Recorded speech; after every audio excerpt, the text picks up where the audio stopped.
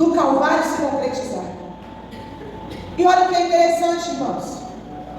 Quando acontece isso, os 11 discípulos, eles ficam em uma condição de choro, de lágrima, de dor, de sentimento de perda, no normal de um ser humano quando perde alguém do seu ente querido. E ali eles estavam vivendo esse momento. Mas a palavra de Jesus para eles, nesse versículo 19, foi uma palavra depois que o Senhor Jesus havia encontrado com eles. Jesus estava com eles ali, estava dizendo: olha, aconteceu tudo isso, mas saiba, não esqueça do novo ensinamento. O meu ensinamento hoje é: ide, fazei discípulos. Dá continuidade à história, não para por aqui. Agora aí, irmãos, tem várias etapas lindas que nós precisamos entender. A primeira etapa, ide, fazei discípulo, é uma ordem. Ordem não se discute, ordem não questiona, ordem não debate, ordem não muda. Ordem se cumpre e obedece. Ou se obedece e se cumpre. Tem uma igreja que está entendendo o propósito aqui? Que está cumprindo e obedecendo a ordenança do Senhor? Se tem, é você, é referente a você e a mim que essa palavra está falando agora. Agora, entenda aqui, irmãos. Ide, o Senhor já disse, é uma ordem para mim e para você. Em todo tempo, independente da circunstância, independente do que está ou deixou de acontecer, a ordem do mestre para mim e para você não muda, é a mesma: ide, fazei discípulos.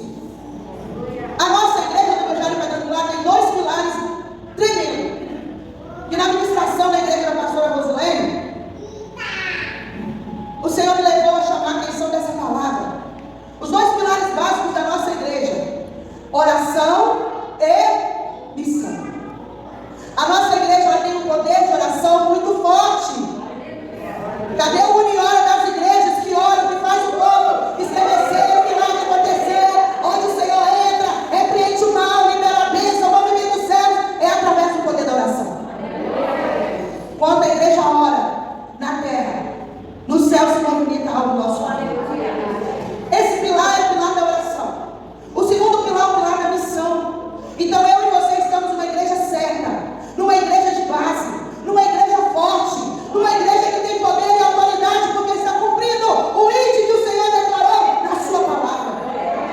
Não importa se seja 1, 2 ou 3, ou 11, ou até muito mais. O importante é que o ide do Senhor aconteça lá onde eu estou e onde você estiver também. Agora olha o segredo dessa base que o Senhor está dando aqui nessa palavra. Temos a base da igreja. Agora nessa palavra o Senhor nos dá uma base. Ele diz aos 11: ide, ensinai todas as nações. Então eu tenho que estar preparado, porque a qualquer tempo o Senhor me leva em uma nação. Então você precisa estar preparado, porque a qualquer tempo, sentado dentro de um ônibus, o Senhor te leva a uma nação. Entrando no mercado, o Senhor te leva a uma nação. Entrando no trabalho, saindo do trabalho, entrando na UTI, no CTI, onde for, onde você colocar a planta dos seus pés, o Senhor é de te ungir, de te usar, e você fará o discípulo, porque essa é a ordenança do mestre. Então não espere, ótimo será se nós pudéssemos sair daqui para todos os países, de jatinho em jatinho. Mas enquanto isso não acontece, vamos fazer missão, porque do nosso lado tem uma nação.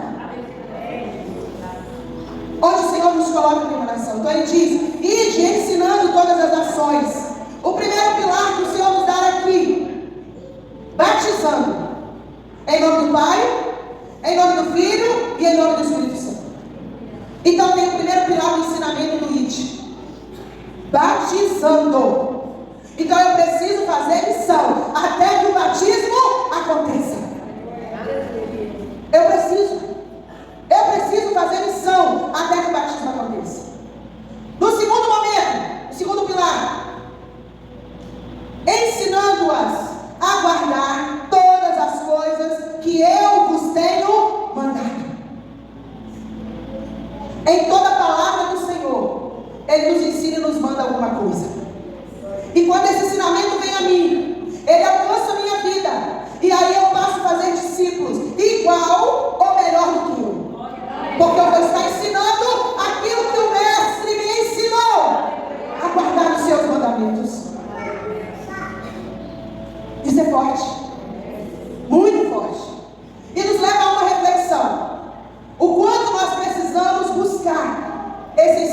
da palavra do Senhor. Porque em toda a missão de Jesus, Ele ensinou os seus discípulos. Toda a caminhada do Mestre. Agora vão entrar as referências conforme o que é dito. Toda a caminhada do Mestre em sua missão estabeleceu experiências e esperança. Em toda a caminhada do Mestre estabeleceu experiências e esperança. Como assim, pastor? Eu vou te explicar. O primeiro milagre que Jesus realiza lá em Caná da Galileia foi numa festa de casamento, não é, pastor Elisa? Festa de casamento. E ali acontece um grande milagre. Você conhece a história? Toda a ordenança do Senhor. Missionários, experiência e esperança, as duas primeiras. Toda a ação do Senhor é para provar que Ele vai gerar para mim e para você experiência e esperança. Diga experiência. Esperança. Caminham juntos. Se eu não tenho experiência, eu não consigo manter a minha esperança. E eu preciso ter a memória, o que a palavra me diz como mandamento. Vou trazer à memória aquilo que me dá esperança no Senhor. Oh, aleluia. Então eu preciso, meu lindo, vira para lá, meu lindo, glória a Deus. Eu preciso ter experiência. E voltando em Caná da Galileia, o mestre realiza o milagre. Faltou vinho. E alguém diz: ó, faltou vinho. E ele diz: que tem contigo. Mas ele diz também: enche as vasilhas. Oh, a experiência aí. Ó, o sobrenatural aí. Ó, o mandamento aí. Olha a ordem sendo dada. E o milagre acontecendo. Enche as vasilhas. E ao encher, prova. E quando provou, a água era o quê, irmãos? Vinho. Olha a experiência. A esperança para os noivos. A esperança para aquele homem que estava lá guardando vinho. Faltou vinho na festa. Olha o desespero. Mas o Senhor, Ele trabalha com experiência, Ele traz esperança. E Ele ensinou isso para os discípulos. Primeiro milagre, experiência e esperança. Diga, experiência e esperança. O Senhor está formando discípulos aqui nessa noite. Agora é interessante, irmãos, isso de fazer discípulo. Quando nós falamos de discípulo, nós falamos geralmente do masculino. Mas no Aurélio da língua portuguesa, traz a discípula como feminino do substantivo discípulo. Discípulo é o substantivo masculino. Mas o seu feminino, na língua portuguesa, é discípula. Tem discípula aqui? É fácil. E quando o Senhor fala para a discípula, Ele está dizendo que tanto o discípulo quanto a discípula, no Aurélio diz que são alunos, são educandos, são aqueles que aprendem, capazes de aprender e capazes de ensinar. Eu aprendo, glória a Deus. Diga, eu aprendo, glória a Deus. Eu ensino, aleluia. Eu formo discípulos. Está entendendo? Segundo milagre que Jesus realiza, que eu posso citar. A cidade de Naim, vai alguém carregando o morto. A mãe do morto estava chorando. E os seus discípulos junto com Jesus e a multidão também. E todos que estavam ali rodeando pela perda do morto, do filho. E de repente Jesus olha e a palavra diz que os seus discípulos passam a viver uma nova experiência. Jesus olha no coração de Jesus, diante daquela mãe, a palavra diz que se colocou em íntima compaixão. Compaixão. Em íntima vontade de resolver aquela circunstância. Ele se compadeceu, se colocou no lugar do outro. Cadê a compaixão? A compaixão precisa estar dentro do meu coração, porque é o fundamento, é o ensinamento. Eu estou aprendendo e eu preciso formar discípulos. E aí o Senhor toca naquele caixão, e a palavra diz que imediatamente aquele morto sentou, aquele morto se levantou, aquele morto teve uma oportunidade de nova vida, assim como eu e você temos todo momento. A compaixão parte da nossa história. E assim na caminhada nós também vivemos o testemunho de Jesus, a experiência de Jesus, quando ele alimenta a multidão. A multidão estava com fome, 5 pães e 2 peixes, mas ele levanta aos céus e ele alimenta. No testemunho da multidão sendo alimentada, nós podemos encontrar os mandamentos da união, da unidade, da perseverança. O povo podia ter ido embora, o povo poderia ter se liberado, poderia ter feito qualquer outra coisa, mas eles preferiram estar unidos ali, assentados, quando Jesus ordenou: senta e dê comida à multidão. Senta e dá comida à multidão. Hoje o Senhor está falando para mim e para você como discípulo: você já tem o alimento, coloca as suas mãos. Você já tem o alimento aí nas suas mãos. Dê comida à multidão. Alimenta o mundo, alimenta a sua comunidade, alimenta a sua família, mas dê alimento à multidão. Ali, os discípulos vivem a experiência da unidade, da união, de estar junto, da perseverança, porque podiam ter ido embora. E no último exemplo de ensinamento do mestre aos seus discípulos, eu quero trazer a lembrança: a mulher do fluxo de sangue. 12 anos vivendo algo dolorido, sofrido. Mas o mestre chegou, os seus discípulos estavam juntos, a experiência já estava acontecendo, e Deus já estava mudando a história daquela mulher, trazendo esperança. A multidão estava unida, a multidão estava ali reunida. Mas olha o que acontece: a multidão não impediu a mulher tocar em Jesus. E quando essa mulher tocou, o ensinamento que os discípulos aprenderam foi que algo aconteceu com a vida do mestre, porque dele saiu virtude. Dele saiu virtude. E quando sai virtude do mestre, é porque o sobrenatural de Deus está acontecendo. Quando desce a virtude do mestre, é porque aquilo que estava fora da condição, ele começa a colocar na condição, porque eles têm o controle. E nessa experiência, o Senhor diz àquela mulher: grande é a tua fé. Então o discípulo do Senhor, ele é trabalhado na fé. Tem fé aí? Ele é trabalhado na fé. O ensinamento que o Senhor deixou para os seus discípulos: é preciso ter fé. É preciso ter fé. É preciso ter fé. É necessário que tenha fé. O meu povo precisa ser alcançado pelo poder da minha fé. Aleluia! Porque na fé sobrenatural as coisas são possíveis, porque o impossível o Senhor realiza. E ali naquela experiência o Senhor diz àquela mulher: tu és uma mulher de fé. Vá, a tua fé te salvou. Maravilha. Sabe por que eu e você hoje estamos aqui? Porque em algum momento a nossa fé prevaleceu diante do Senhor e fez a diferença. Mesmo que o mundo ou o inimigo tentasse contra mim e contra você, nós, como discípulos do Senhor, aprendemos a lição e entendemos que maior é o que está conosco do que o que está no mundo. Aleluia! Está conosco. Talvez você se sente fraquinha, como a pastora ministrou aqui, envergonhada, talvez rejeitada como a mulher samaritana, excluída da sociedade, classificada com diversos nomes por quaisquer pessoa. Talvez nem te conheça direito, nem sabe da sua história, não tem intimidade contigo, mas fala de tudo. Compromete o seu envolvimento, a sua experiência, a sua esperança, compromete o seu amor.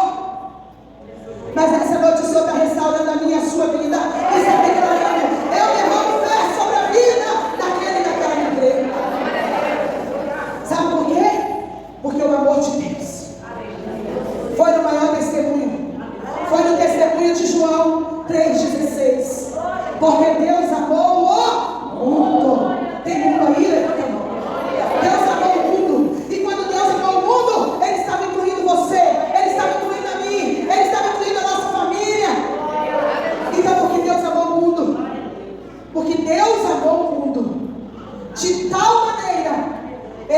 entregou o seu Filho. Ele entregou Jesus. Jesus o que nos ensina hoje. Jesus o que nos alimenta hoje.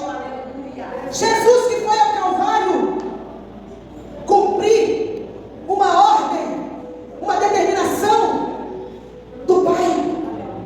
Porque Jesus também no Getsemane, ele diz: Pai, se for possível, passa de mim esse cálice. Porque era grande amor. Era muito difícil. Era um tempo terrível. Pela experiência de Jesus, o qual ele ainda iria viver, se entregando pela humanidade. E ele diz: Pai, se for possível, passa de mim esse cálice. Mas se não for Deus, eis-me aqui. Olha o discípulo do Pai aí. O próprio Jesus se tornou discípulo de Deus Pai, porque ele cumpriu aquilo que o Senhor estava ensinando para ele. É necessário alcançar. Eu preciso alcançar novos discípulos. Eu preciso alcançar novos discípulos. Eu preciso entrar na terra, restaurar o mundo caído, renovar o abatido, trazer vida novamente onde foi lançada a morte. E agora preste atenção. Jesus vai ao Calvário. E ali no Calvário, ele nos ensina também novamente, porque ele ensinou os seus discípulos. Ali no Calvário, ele ensina para mim hoje, para você hoje, mas naquele tempo para os seus discípulos, é necessário perdoar. Porque quando ele está ali na cruz, ele olha para a humanidade e ele diz: Pai, perdoa-os, porque eles não sabem o que fazem. Porque Jesus entende, porque ele estava ali cumprindo uma missão, cumprindo um ID, cumprindo uma determinação, uma ordenança, aquilo que foi ordenado para ele. Ele não fugiu, mas ele cumpriu. E hoje está sendo ordenado para mim e para você. Eu e você também não podemos fugir, mas precisamos cumprir. Então ali Jesus viveu a grande missão. A grande missão. Jesus viveu a grande missão. Porque ele também não recuou. Ele perseverou. Ele perseverou acima da dor. Perseverou acima dos açoites. Ele foi alcançado. Sabe por quê, irmãos? Porque ele tem prazer de salvação. Ele tem prazer de salvação. Ele tem prazer de salvação. Por isso que eu e você podemos estar aqui hoje dando glória a Deus, aleluia. Porque um dia ele entrou na sua casa e na minha. Um dia ele mudou a sua história e a minha. Um dia ele marcou a sua vida e a minha, com experiências, com esperança.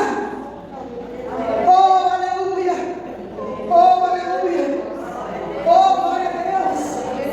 Outrora éramos perdidos, desestimulados, tristes, abatidos. Mas hoje nós somos esperançados, fortalecidos. Hoje nós vivemos um crescimento. Por mais que o inferno não queira, a igreja do Senhor não para. Levanta a sua mão. Por mais que o inferno não queira, a igreja do Senhor não para.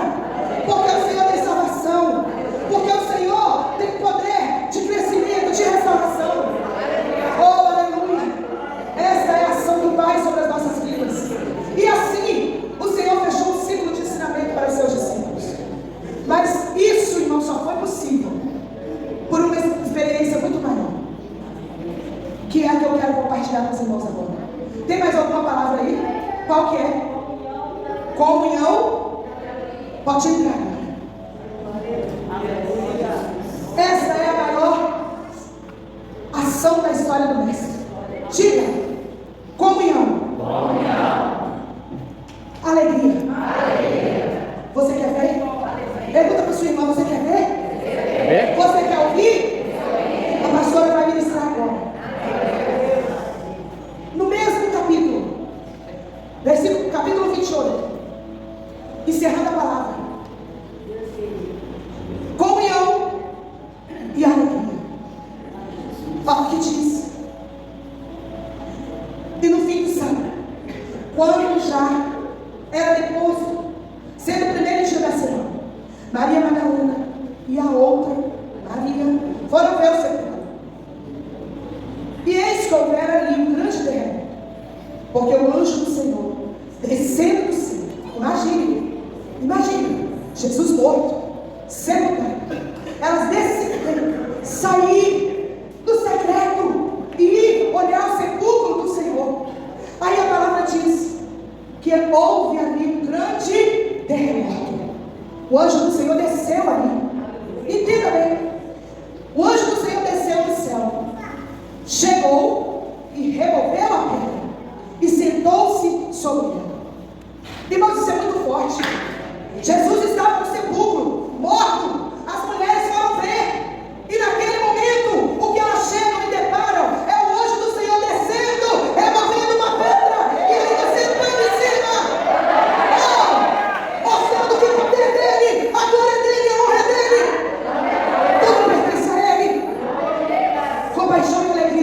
compaixão, comunhão e alegria.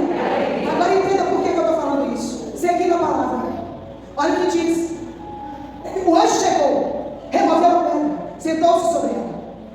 E o seu aspecto era reluzente, como relâmpago. Suas vestes eram brancas como a neve.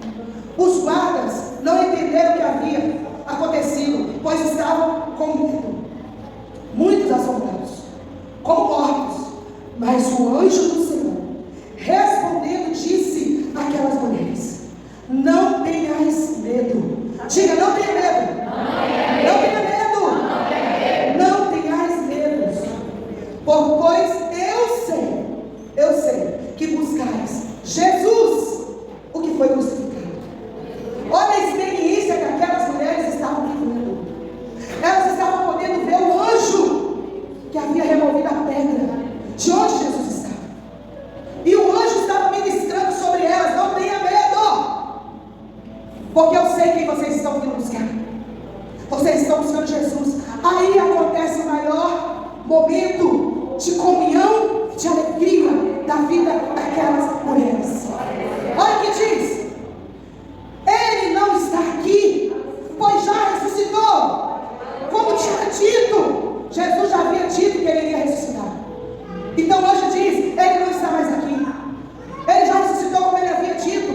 Olha só, irmãos. Então ele diz: vede o lugar onde o Senhor estava. E ele fala o seguinte para aquelas mulheres. Olha o que ele diz para aquelas mulheres: ide, pois imediatamente dizei aos seus discípulos que ele já ressuscitou dos mortos. Diga para eles que ele vai adiante de vós. Olha o que o Senhor fala: diga para eles para ir para Galileia, para onde o Senhor os mandou. Agora olha aqui a comunhão e a alegria daquelas mulheres, que saindo elas rapidamente do sepulcro, com grande temor e alegria, correram para anunciar que ele havia ressuscitado aos seus discípulos.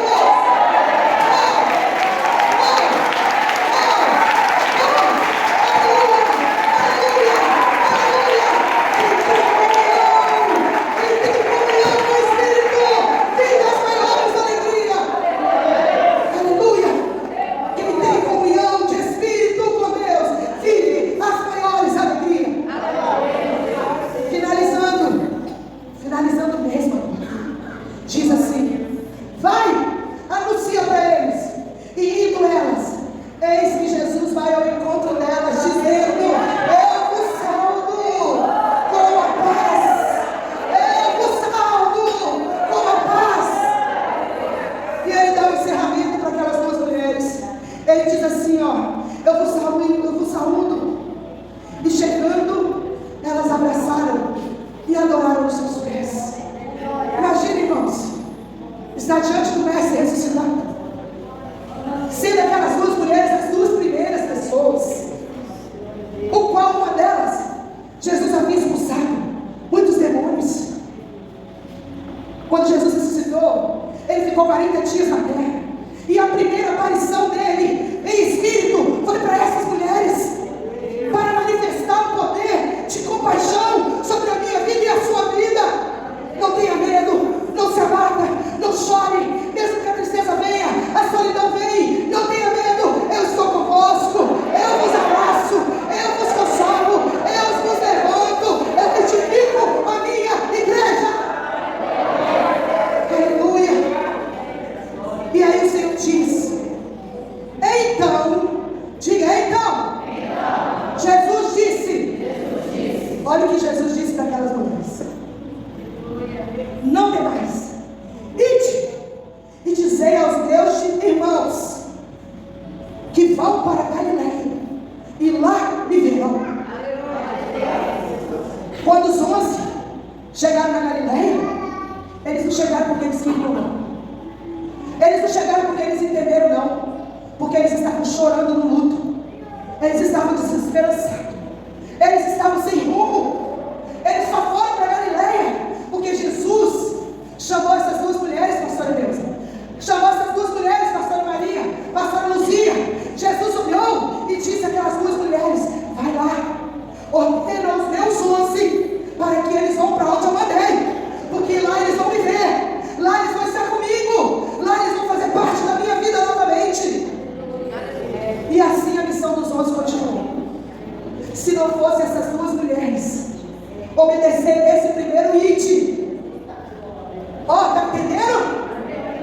Pode vir, pastora Cristina.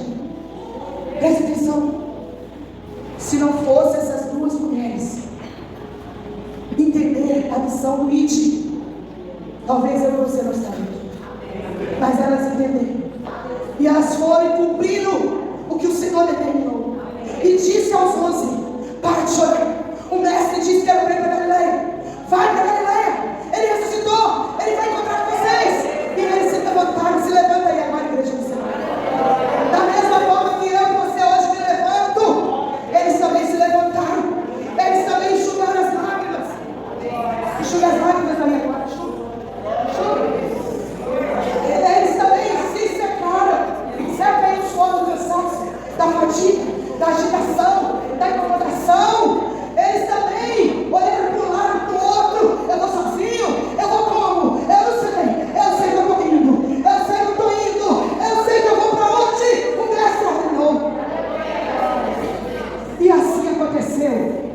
O grande mover do ID disse: venha, pastor Neuza, venha, pastor Neuza, para mim. A pastora Neuza vai ministrar agora sobre nós, na unção do ID.